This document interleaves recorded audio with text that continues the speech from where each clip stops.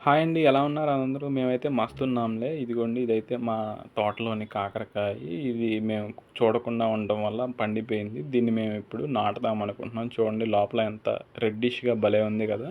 పైన yellow లోపలేమో red. దీన్ని తీసుకొని మనం గింజ నాటాలి. కానీ మా బద్ధకం తెలిసిందే కదా! అందుకని చెప్పి ఒక చిన్న గుంట కత్తితో తీసేసి దీన్ని 2 ముక్కలు చేసాము. ఈ 2 ముక్కల్లో ఒక మొక్కనైతే ఇక్కడ నాటుతున్నాను. ఇలా సగం మొక్కని ఈ గుంటలో పెట్టేశాను. ఈ గుంటలో పెట్టేసి ఇప్పుడు మట్టినైతే కప్పేద్దాం దీన్ని కనిపించకుండా. ఇక్కడ మట్టయితే బంకమట్టి.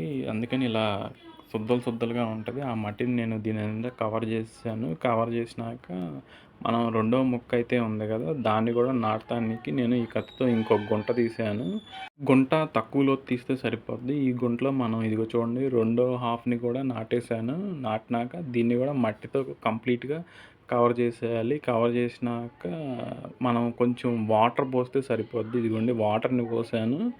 ఇలా 2 చోట్ల వాటర్ పోసాను. చూద్దాం డైలీ వాటర్ పోస్తే ఎన్ని రోజులకి ఇక్కడ మొక్క వస్తదో దాన్ని చూద్దాం.